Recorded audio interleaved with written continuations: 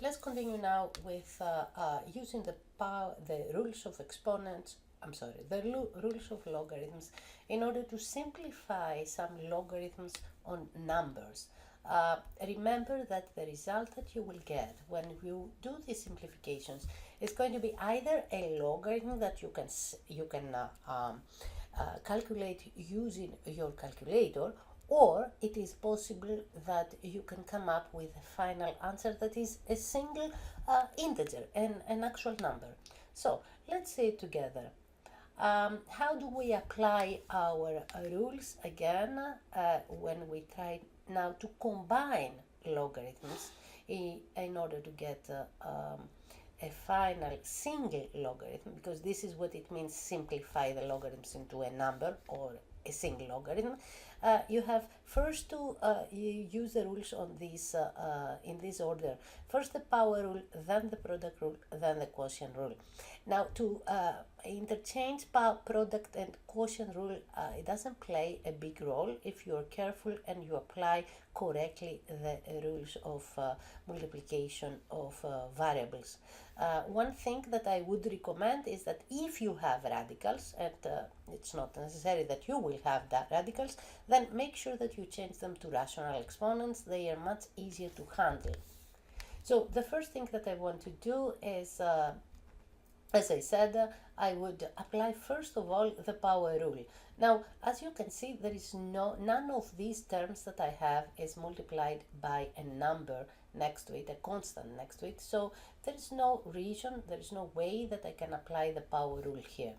So I'm going on to product rule.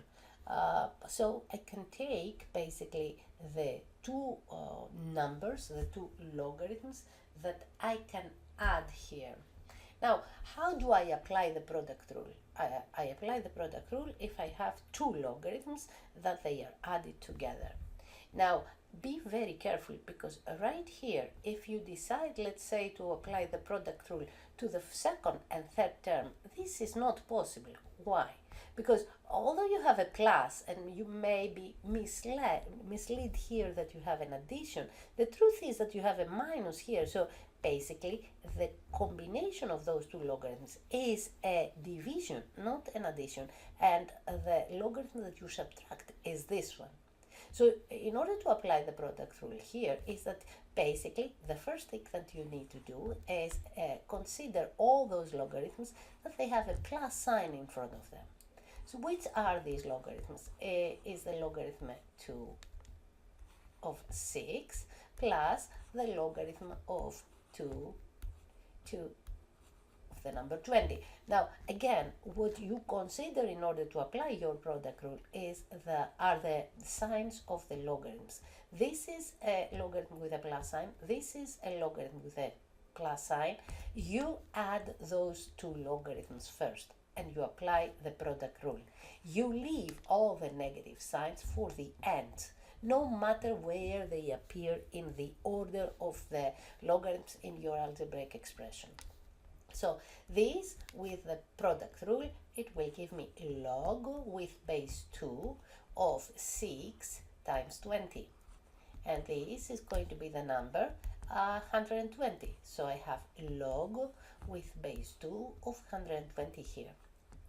So now I took care of this one and that one, and if I replace them by their equal, log with base 2 of 120, then I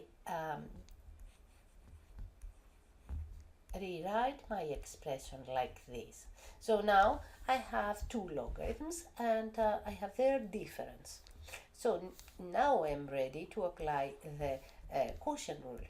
And the quotient rule will be the combination of those two logarithms with the same base 2, and at the numerator I will have the 120. Why? Because this is the logarithm that has a plus in front of it, divided by the logarithm that has a minus in front of it. So divided by 15. And I need now to simplify 120 by 15. So I need to perform a division. So if you apply the division here, this is nothing else than the number 8. So you have the log with base 2 of 8. Now, as we know, the 8 is the third power of 2, so we can rewrite this logarithm as log of 2 to the third. And the result of that will be the exponent of the power with base 2, and this will be the number 3. So that will be our answer 3.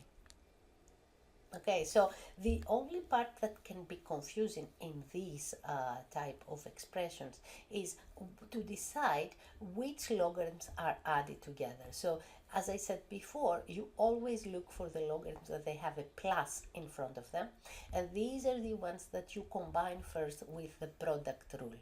You leave all the minus for the end in order to apply the quotient rule step by step. Let's look at this problem right here.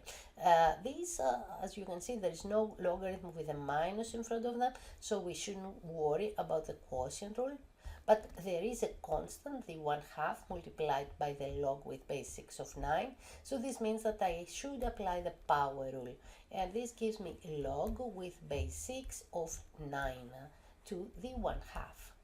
Now, 9 to the 1/2 is nothing else than the square root of 9, and the square root of 9 is the number 3. So what I have right here, if I want to simplify this further, is the log with base 6 of number 3 plus the log with base 6 of number 12. Now I can apply, so right here I applied the power rule. And at this point, I need to apply the product rule. This will give me the log with base 6 of 3 times 12. This is equal to the log with base 6 of 36. 36 is the square of 6, so I can rewrite that as log with base 6 of 6 squared. And the exponent here for the power with base 6 is 2. So the answer for that question is 2.